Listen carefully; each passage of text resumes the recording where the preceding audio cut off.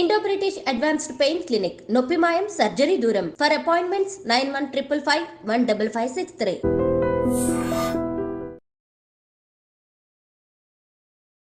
అందరికీ నమస్కారం. నేను Swaroopa Potlapalli. Welcome to I dream. సమాజంలో ఎంతో వివక్షకు చిన్న చూపుకు గురవుతున్న కమ్యూనిటీ ట్రాన్స్జెండర్స్.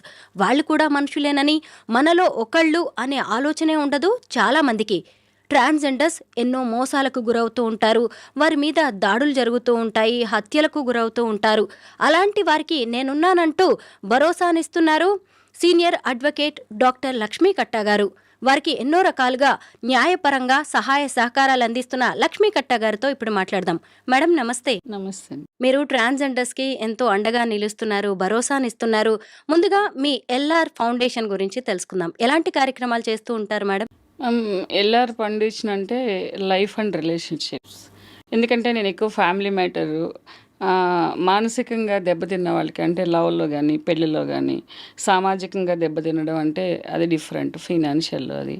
సో ఇలాంటి వాళ్ళకి ఎవరైనా నా దగ్గరికి వస్తే కనుక నేను వాళ్ళకి ఏ రకంగా అయినా ఫినాన్షియల్గా హెల్ప్ చేయడం కానీ, షెల్టర్ ప్రొవైడ్ చేయడము, లీగల్గా కేసెస్ ఫ్రీగా చేయడము, అట్లా విక్టిమ్స్ వాళ్ళని షెల్టర్ హోమ్స్ పెట్టడము, పిల్లలు ఉంటే కనుక వాళ్ళని కొంచెం ప్రాస్టిట్యూషన్లో ఉన్న వాళ్ళు పిల్లల్ని నెగ్లెక్ట్ చేయడము, వదిలేసి వెళ్ళిపోవడం, అలాంటి పిల్లలను కూడా నేను గార్డెన్గా ఉండేసేసి చైల్డ్ వెల్ఫేర్ కమిటీకి అప్పు చెప్పడం, లేకపోతే అక్కడి నుంచి పిల్లల్ని స్కూల్స్లో జాయిన్ చేయడం, మదర్ ఉంటే మదర్ ఐడెంటిటీ కార్డ్ పెట్టి, ఆధార్ కార్డ్ పెట్టి, ఇలాగ కొన్ని సేవా కార్యక్రమాలు అంటే నా వంతు నేను చేయటం అవుతుంటుంది. ట్రాన్స్జెండర్స్కి కూడా మీరు లీగల్గా ఎంతో హెల్ప్ చేస్తూ ఉంటారు. అసలు ఎలాంటి సమస్యలతో, బాధలతో వాళ్ళు మీ దగ్గరకు వస్తూ ఉంటారు? Trans women madam, trans womens ఎట్లాంటివి వస్తారంటే, మనకి కనిపించేది ఒక 10-15% అంటే 100% వాళ్ళకి బాధలు ఉన్నాయి. అంటే అన్ని రకాలుగానే బాధలు ఉన్నాయి. అంటే పేరెంట్స్ యాక్సెప్ట్ చేయరు, డబ్బులు కావాలి. బ్రదర్స్ యాక్సెప్ట్ చేయరు, వాళ్ళకి డబ్బులు కావాలి. సో రూమ్స్ అద్దెకి ఇవ్వరు. సో కమ్యూనిటీలో వాళ్ళకి కొంచెం సీనియర్ జూనియర్ ప్రాబ్లమ్స్ ఉంటాయి. సో ఎవరైనా కానీ ఎంత కమ్యూనిటీలో ఉన్న, ఫ్యామిలీలో ఉన్న, పర్సనల్గా అంటే ఒక అబ్బాయిని ఇష్టపడడం, అబ్బాయితో ట్రావెల్ చేయడం, లేకపోతే అబ్బాయికి డబ్బంతా పెట్టడం, వాళ్ళు సడన్గా వదిలిపెట్టి వెళ్ళిపోవడం, వీళ్ళు ఎవరితోటైనా చెప్పుకోవాలంటే వీళ్ళు ఇంతే అని మాట్లాడడము, వాళ్ళని రకరకాల సంబోధనలతోటి పిలవడము, తర్వాత కొన్ని నైట్ టైమ్స్లో వాళ్ళు ఎక్కడైనా ట్రావెల్ చేస్తున్నప్పుడు, లేకపోతే బెగ్గింగ్ అంటే కూడా బాగోదు, కలెక్షన్కి వెళ్ళినప్పుడు వాళ్ళ మీద వాళ్ళని వేరే విధంగా ప్రేరేపించడం అని చేస్తూ ఉంటారు. అలా ఏంటంటే కొంతమంది అంటే 15 years నుంచి నాకు వీళ్ళతోటి అంటే ఇండివిజువల్గా, అంటే ఒక ఫ్రెండ్ నుంచి ఒక ఫ్రెండ్, ఒక గ్రూప్ నుంచి ఇంకొక గ్రూప్, అంటే నేను కమ్యూనిటీతో వర్క్ చేయను. సో ఇండివిజువల్గా ఎవరైనా నా దగ్గరికి వస్తే కనుక వాళ్ళకి నేను ఎవరైనా కనిపిస్తే కూడా ఫోన్ నెంబర్ ఇచ్చి, మీకు ఏదైనా ప్రాబ్లం ఉంటే మీరు అడ్వకేట్ అని అడిగితే, అవును ఏదైనా మీకు ప్రాబ్లమ్స్ ఉంటే నాకు కాల్ చేయండి, నేను ఫ్రీగా చేస్తానని చెప్పి అట్లా కూడా నేను చాలామందికి దగ్గర అవ్వడం జరిగింది. అలా కొన్ని ప్రాబ్లమ్స్కి కౌన్సిలింగ్తో పాటు కొన్ని లీగల్ ప్రాబ్లమ్స్ ఏమైనా ఉంటే డెఫినెట్గా పెళ్ళిళ్ళ విషయంలో కూడా రీసెంట్గా వాళ్ళు అంటే లైఫ్ స్టైల్ చేంజ్ అయింది, ఫిజికల్గా పూర్తి ఫెమినిటీతో ఉంటున్నారు, అంటే హాఫ్ లాగా కాకుండా. చాలామందిని అయితే అసలు గుర్తుపట్టలేము మనం. సో ఇవన్నిటికీ కూడా వాళ్ళు ఎలా చేస్తారు, ఎలా ఉంటారు, వాళ్ళు డే రొటీన్ ఎట్లా ఉంటుంది, నైట్ రొటీన్ ఎట్లా ఉంటుంది, వాళ్ళ మైండ్ ఎట్లా ఉంటుంది, పిల్లల పట్ల వాళ్ళు ఎలా ఉంటారు, నైబర్స్ పట్ల ఎట్లా ఉంటారు, ఫ్రెండ్స్తో ఎలా ఉంటారు అనేది నేను చేస్తాను, కనుక్కుంటాను. ఈ ట్రాన్స్జెండర్స్ అనేవాళ్ళు ప్రేమ కోసం తప్పిస్తూ ఉంటారు కదా. ఎవరైనా కాస్త ప్రేమ చూపించగానే, ప్రేమిస్తున్నాము అనగానే నమ్మేస్తూ ఉంటారు. అలా పెళ్ళిళ్ళు చేసుకొని మోసపోతున్న వాళ్ళ సంఖ్య చాలా ఎక్కువగా ఉంది ట్రాన్స్జెండర్స్లో. మనం ఈ మధ్య కాలంలో చూసిన అంకితా రాజ్, ఒక అతను రాజ్ కుమార్ అనే అతను అంకిత అనే ట్రాన్స్జెండర్ని పెళ్లి చేసుకున్నాడు. వాళ్ళిద్దరు కాపురం పెట్టారు. ఎన్నో వీడియోస్, ఇంటర్వ్యూస్ ఇచ్చారు. ఇప్పుడు చూస్తే ఇద్దరు విడిపోయినట్టుగా తెలుస్తోంది. అంకిత కూడా తన సోషల్ మీడియా అకౌంట్స్ నేమ్స్ అన్నీ కూడా మార్చేసింది, అంకిత నాయుడు అని చెప్పి.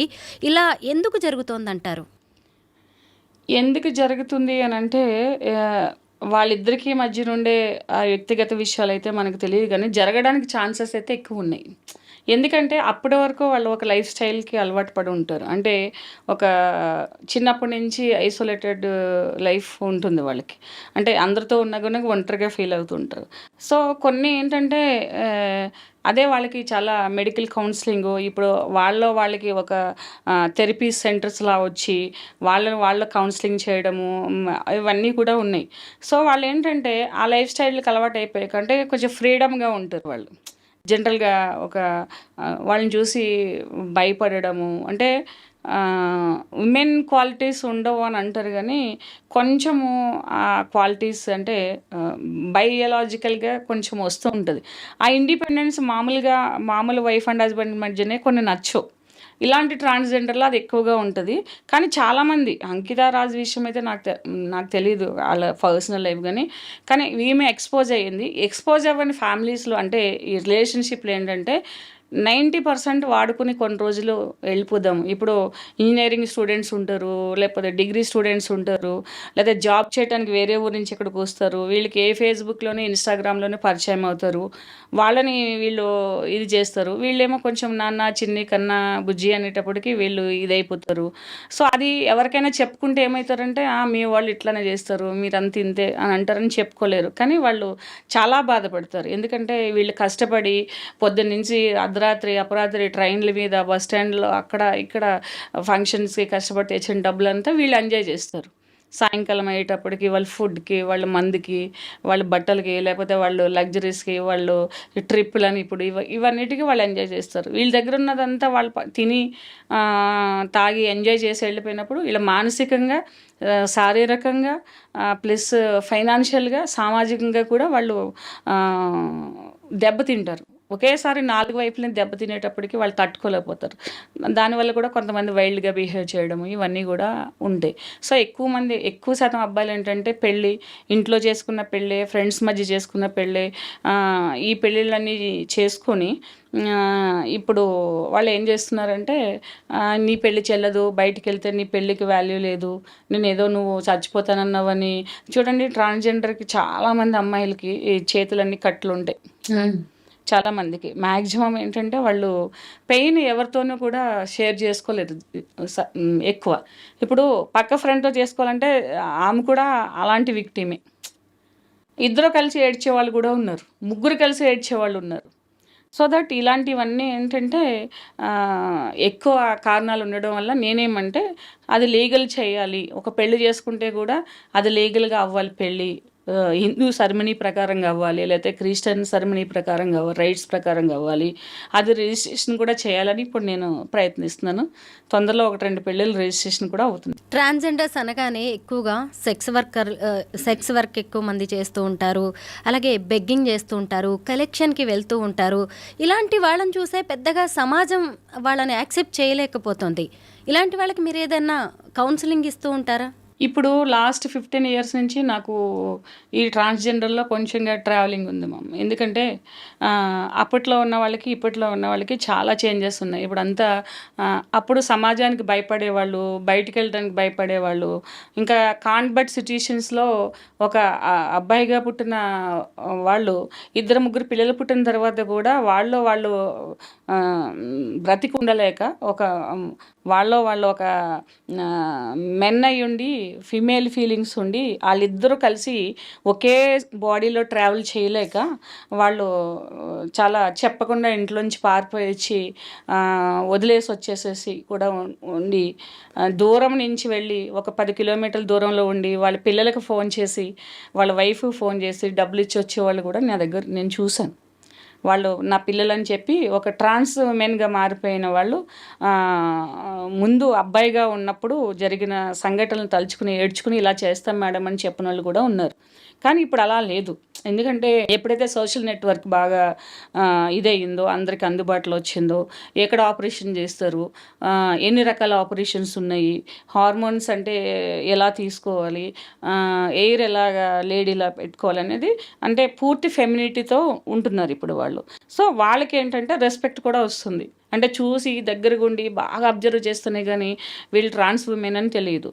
అప్పుడు ఏం చేశారంటే ట్రాన్స్ విమెన్కి కూడా ఆధార్ కార్డులో, పాన్ కార్డులో తల్లిదండ్రుల పేరు పెట్టేది ఉండేది. ఇప్పుడు ట్రాన్స్ విమెన్కి కూడా ఇప్పుడు ఏ పేరు ఉందో అదే ఆధార్ కార్డుతో వాళ్ళకి అన్ని ఐడెంటిటీ కార్డ్స్ అన్నీ కూడా ఆధార్ కార్డు కూడా వస్తుంది. కాబట్టి ఇప్పుడు అందరూ కూడా మారుతున్నారు, ఇంకా మారాలి. వాళ్ళు కౌన్సిలింగ్ తీసుకుంటున్నారు. ఇప్పుడు కమ్యూనిటీ ప్రకారంగా కాకుండా అప్పుడు ఏంటంటే కమ్యూనిటీ లేకపోతే వాళ్ళకి సపోర్ట్ లేదు కాబట్టి వాళ్ళ కమ్యూనిటీని కాదని ఎక్కడికి వెళ్ళేవారు కాదు. ఇప్పుడు కమ్యూనిటీని వదిలి బయటకు వచ్చి ఇండివిజువల్గా చాలా జాబ్స్ చేయడము, బిజినెస్ చేయడము, తర్వాత ఈ ఫ్యాషన్ ఫీల్డ్లోకి వచ్చి వాళ్ళు అంతా మంచి ఆపరేషన్స్ ల్యాక్స్ ఆఫ్ రూపీస్ పెట్టి ఆపరేషన్ చేయించుకోవడము, పూర్తి ఈ జాబ్స్ దగ్గర నుంచి మొత్తం అంతా కూడా ఒక ఫెమినిటీ, ఒక విమెన్లా రావడం, ఢిల్లీ వెళ్ళేసేసి వాళ్ళంతా సర్జరీస్ చేయించుకుని అమ్మాయిల్లో ఉంటున్నారు. కాబట్టి పబ్లిక్ కూడా వాళ్ళని అంటే అలా చూడట్లేదు, లేడీలానే మ్యాక్సిమం ట్రీట్ చేస్తున్నారు. కాబట్టి రాను ఏంటంటే వీళ్ళు ఇంకొక 10 yearsలో అసలు తెలియకుండానే చేంజ్ చేసుకుంటారు అందరూ. ఎవరికైతే ఫీలింగ్స్ ఉన్నాయో వాళ్ళు వెళ్ళి తెలియకుండానే చేసుకుంటారు. పేరెంట్స్ కూడా యాక్సెప్ట్ చేస్తారు. ఇవంటే అన్నీ చూస్తున్నారు. కాబట్టి పెళ్ళంటే 100 ఏళ్ల పంట, ఆడ మగ పెళ్లి చేసుకుంటారు. కానీ ఇలాగా ట్రాన్స్జెండర్స్ని పెళ్లి చేసుకోవడం, వాళ్ళు లైఫ్ లాంగ్ కలిసి నడవడం అనేది కొంత అసాధ్యంలాగే అనిపిస్తూ ఉంటుంది. మీరు కూడా చాలామందికి ట్రాన్స్జెండర్స్కి పెళ్ళిళ్ళు చేస్తున్నారు. అలా విడిపోయిన వాళ్ళు కానీ చాలా కాలంగా కలిసి ఉంటున్న వాళ్ళు ఎవరైనా ఉన్నారా మీ లిస్ట్లో? ఉన్నారు మేడం. ఇప్పుడు వాళ్ళు కూడా డేటింగ్లో ఉండే పెళ్ళిళ్ళు చేసుకుంటున్నారు. సో రీసెంట్గా నాకు చాలా హ్యాపీ అనిపించింది ఏంటంటే చదువుకున్న వాళ్ళు ఇద్దరు వచ్చాయి కాంప్లికేషన్స్, మంచిగా పెళ్లి చేసుకున్నారు. నేను అడిగాను అప్పుడు లీగల్ ప్రాబ్లం వచ్చినప్పుడు, నేనే డీల్ చేసినప్పుడు అడిగాను, నీకేంటి ప్రాబ్లం, ఎందుకు నువ్వు ఆమెతో ఉన్నావు, అసలు ఏంటి. నేను అమ్మాయిని కూడా అడిగా, ఎందుకు ఏమైనా డిఫరెన్సెస్ ఉంటుందంటే వాళ్ళు చెప్పింది ఒకటే, యూట్రస్ ఒక్కటే ఉండదు. ఈ జనరేషన్లో ఇప్పుడు డాక్టర్స్ ఫుల్ ఫెమినిటీ అంటే ఏంటంటే అంటే బయాలజికల్గా మనం ఎలా పుడతామో అలాగే ఉంటుంది మొత్తం అన్నీ కూడా. లెగ్స్లో థైస్లో ఫ్లష్ తీసి వాళ్ళ ఆర్గాన్స్ అన్నీ కూడా చేసి అంత హై టెక్నాలజీ వచ్చేసింది. సో ఎక్కడ కూడా వాళ్ళకి ఫీలింగ్ ఉండొచ్చేమో కానీ ఎక్కడ కూడా నేను దగ్గర నుంచి వాళ్ళతో ట్రావెల్ చేస్తాను, వాళ్ళు ఎప్పుడైనా దూరం నుంచి వచ్చినప్పుడు మా అనేసి పట్టుకుంటారు, అంటే వాళ్ళ కాళ్ళు నేను మొక్కుతాను. ఎందుకంటే వాళ్ళంత సిన్సియర్గా ఉంటారు నా దగ్గర ఉన్న వాళ్ళే జనరల్గా. అంటే ట్రాన్స్ విమెన్ అంటే సెక్స్ వర్క్ చేస్తారు, తాగుతారు, రాత్రిలోకి ఇలా ఉంటారు, గుట్కాలు నవ్వులుతారు, ఇది కొన్ని ఉంటాయి. కానీ ఎంత డీసెంట్గా చాలా చదువుకున్న అమ్మాయిలాగా నాకైతే ఎప్పుడు అంటే వాళ్ళు అంటేనే కానీ మేము ట్రాన్స్ అయినప్పటికీ కూడా మీరు మమ్మల్ని ఇంత బాగా యాక్సెప్ట్ చేస్తున్నారు, మా ఇంట్లోకి వస్తే నేను వాళ్ళకి భోజనం పెడతాను. పాత రోజుల్లో వాళ్ళు ఇళ్ళల్లో భోజనం చేసేవారు కాదు. వాళ్ళకి కొన్ని మురిగి మాత పూజ అని ఒకటి చేస్తారు వాళ్ళు. సో దాని ప్రకారంగా వాళ్ళకి కొన్ని నియమాలు ఉండేవి. అంటే ఈ మెనిస్ట్రల్ పీరియడ్స్ వచ్చే వాళ్ళు బట్టలు కట్టుకోకూడదు. వాళ్ళు ఎవరైనా పాత బట్టలు ఇస్తే కట్టుకోరు జనరల్గా. అప్పట్లో ఇవన్నీ అట్లా ఉండేవి. సో ఇప్పుడు అలా ఏం లేదు. నేను ఫస్ట్ డే మా ఇంటికి వచ్చినప్పుడు లంచ్ టైం కదా భోజనం చేస్తారంటే చేస్తాం మేడం, ఎందుకంటే అమ్మాయి వీళ్ళకి అవి తెలియదు. అంటే 15-20 years బ్యాక్ ట్రాన్స్ విమెన్ వాళ్ళ పద్ధతులు, వాళ్ళ నియమాలు ఎలా ఉన్నాయో కూడా ఇప్పుడు అమ్మాయిలకి తెలియదు. అంటే అంత అడ్వాన్స్డ్గా వీళ్ళు ఉంటున్నారు. ట్రాన్స్ మెన్ చాలా తక్కువగా కనిపిస్తున్నారు. అంటే అమ్మాయిలుగా ఉండి అబ్బాయిలుగా ఎవరైనా మారుతున్నారా? అలాంటి వాళ్ళు ఎవరైనా మీ దగ్గరకు వస్తున్నారా? ఇప్పుడు ప్రజెంట్ ఒక అమ్మాయి ఉన్నది, షీఈస్ వర్కింగ్, అంటే ఒక ఫిజియోథెరపిస్ట్ దగ్గర వర్క్ చేస్తుంది ఆమె. సో నేను ఆమె చూస్తే నేను ట్రాన్స్ ఉమెన్ అనుకున్నాను. వాయిస్ ఒకటే మేల్లా ఉంటుంది. అమ్మాయి చూస్తే కొంచెం మేల్ లుక్ ఎక్కువ ఉంది.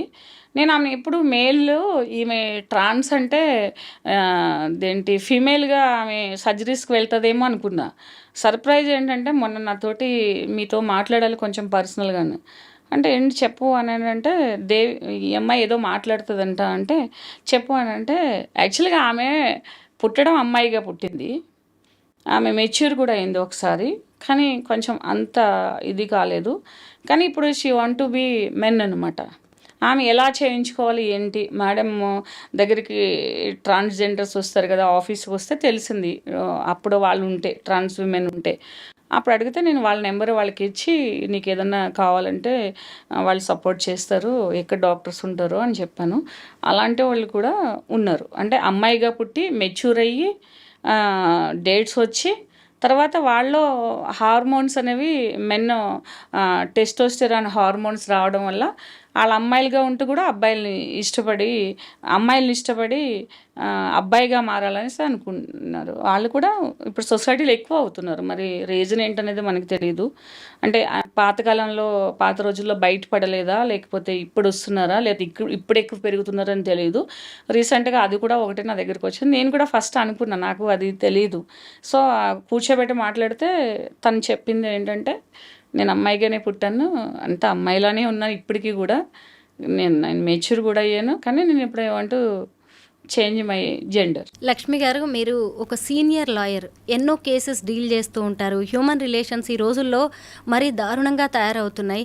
మిమ్మల్ని బాగా బాధ పెట్టిన ఏదైనా కేసు ఉందా, ఎప్పటికీ గుర్తుండిపోయి ఏంటి ఇలా తయారవుతున్నారు అందరూ అని మీకు అనిపించే కేసు ఏదైనా ఉందా? మ్యామ్, దాదాపు నేను 18 years నుంచి మొత్తం ఇదే ఫ్యామిలీ మ్యాటర్స్ మాత్రమే ఎక్కువ చేస్తాను. నేను దగ్గరికి ఎంతోమంది లేడీస్ లేకపోతే మగవాళ్ళు కేసుల గురించి వచ్చిన వాళ్ళు ఉన్నారు. జనరల్గా ఏంటంటే, యూఆర్ బికమ్ ఏ మదర్, మన పిల్లల మీద చాలా ప్రేమ ఉంటుంది.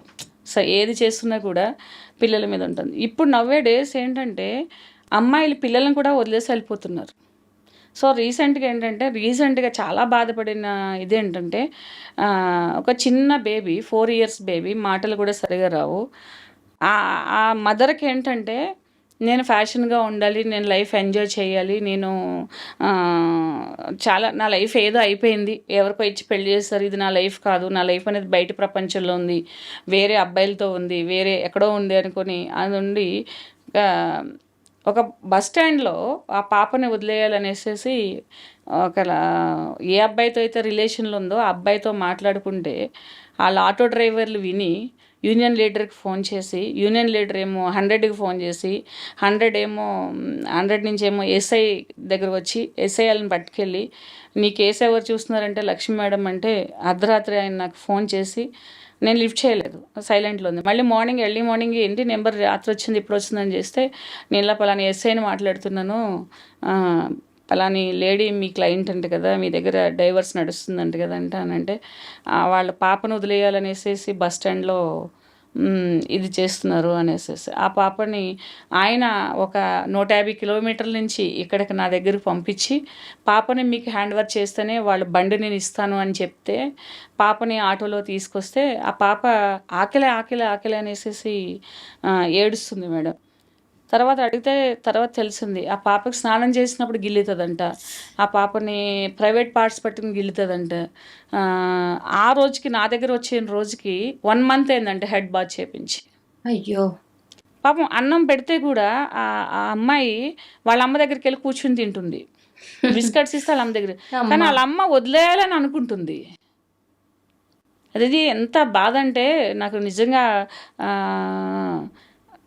ఏంటో అసలు ఒక 2-3 days ఆ తల్లి ఏం చెప్పినా అర్థం కాదు.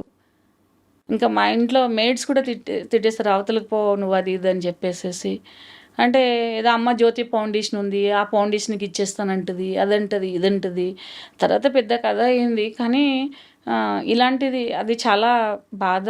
ఎందుకంటే పిల్లలు లేరని డైవర్స్ తీసుకునేవాళ్ళు, పిల్లల కోసం నేను ఒక 15 lakhs ఖర్చు పెట్టాను అనేవాళ్ళు. ఎందుకంటే నా ఫ్యామిలీ డాక్టర్ రిలేటెడ్ కజిన్స్, నా బ్రదరు, నా సిస్టర్-ఇన్-లా అందరూ మ్యాక్సిమం డాక్టర్స్ ఎక్కువ ఉన్నారు. సో వాళ్ళు ఐవీఎఫ్ చేయించుకునే వాళ్ళు ఎలా ఉంటారు, సరోగసీ చేయించుకునే వాళ్ళు ఎలా ఉంటారు, ఈ హైదరాబాద్లో ఈ ఐవీఎఫ్ చేసే డాక్టర్స్, సరోగసీ చేసేవాళ్ళు ఎట్లా ఉంటారు, కొంచెం నాకు నాలెడ్జ్ ఉంది. సో అంతలా పిల్లల్ని కంటుంటే, ఇంత చిన్న బేబీ అసలు బంగారంలా మెరుస్తుంది, దానికి తెలియక అమ్మ దగ్గరికి వెళ్తుంది, వదిలేయడం ఛాన్స్ లేకపోతే చంపేయడానికైనా ఉంటారు కదా అని చాలా బాధ అనిపించింది మేడం. ఆ విషయంలో మా ఇంట్లో వాళ్ళు, అంటే నాతో ఉండే మేడ్స్, జూనియర్స్ కూడా ఏడ్చారు. ఇలాంటి సంఘటనలు ఎక్కువ జరుగుతున్నాయి ఇప్పుడు. ఇది నాకు తెలిసిన సంఘటన. ఇంకొక ఆమె కూడా ఎంటెక్ చదివింది, నాకు పిల్లలు వద్దు మేడం ఇచ్చేసుకోమని అంటుంది. ఇంకొక లేడీ ఉన్నది, వాళ్ళ రిలేటివ్తో కలిసి ఎక్కడో జూబ్లీ హిల్స్లో, బంజారా హిల్స్లో కలిసి ఉంటుంది. లేడీతోనే కలిసి ఉంటుంది. ఒక మెంటల్లీ రిటైర్డ్ బేబీని హస్బెండ్కి ఇచ్చేసింది. హస్బెండ్ చూసుకోలేక మళ్ళీ వాళ్ళ అమ్మమ్మ దగ్గర ఇలాంటి సంఘటనలు చాలా ఉంటాయి మ్యామ్. ఎందుకనంటే చాలామంది అంటుంటారు అసలు ఇది క్యారీ చేస్తే మనకు కూడా మానసికంగా డిప్రెస్ అయిపోతామని. కానీ స్ట్రాంగ్ అంటే as a women, as a mother అది కదులుతుంది మైండ్, మనసు. ఇట్లా ఇంకా చాలా ఉన్నాయి అలాంటివి చూస్తే కనుక. అమ్మాయిలు ఒకటే నేను ఈ వీడియో ద్వారా చెప్పగలుగుతాను, మీ లైఫ్ మీ ఇష్టం, మీరు ఎంజాయ్ చేయండి. ఒకవేళ లైఫ్ బాగా ఎంజాయ్ చేయాలి, ఇది ఎంజాయ్మెంట్ అంటే మీ దృష్టిలో ఏదో ఉంది, ఓన్లీ సెక్స్, తాగడము, పబ్బులకు వెళ్ళడము, తిరగడము, ట్రిప్లు వెళ్ళడం, గోవా వెళ్ళడం, స్టార్ హోటల్స్లో స్టే చేయడం, ఇలాంటి లైఫ్ మీరు కావాలి అనుకున్నారంటే ఫస్ట్ ఆఫ్ ఆల్ పెళ్ళిళ్ళు చేసుకోవద్దు. పెళ్ళిళ్ళు చేసుకున్న పిల్లల్ని కనొద్దు. ప్రెగ్నెంట్ ఉన్నప్పుడు ఒకవేళ అన్ఫార్చునేట్ మీకు ప్రెగ్నెంట్ వస్తే అబార్షన్ చేయించుకోండి. కానీ ఈ పిల్లల్ని ప్రపంచంలో తీసుకొచ్చి ఇలా వాళ్ళని మీరు బ్రతకుండగానే వాళ్ళని వదిలేయాలి, చంపేయాలి. ఆ పాపని ఏదో ఊహలు, ఆ పాపని ఎవరైనా తీసుకెళ్ళి ఏమైనా రేప్ చేస్తే ఉంది. ఏ ఆటో వాళ్ళు మిడ్నైట్ 12 o'clock 1 o'clock ఎవరుంటారు మేడం ఆటోలో? అంటే బస్ స్టాండ్లో ఎవరుంటారు? ఇలాంటి వాళ్ళు ఉంటారు.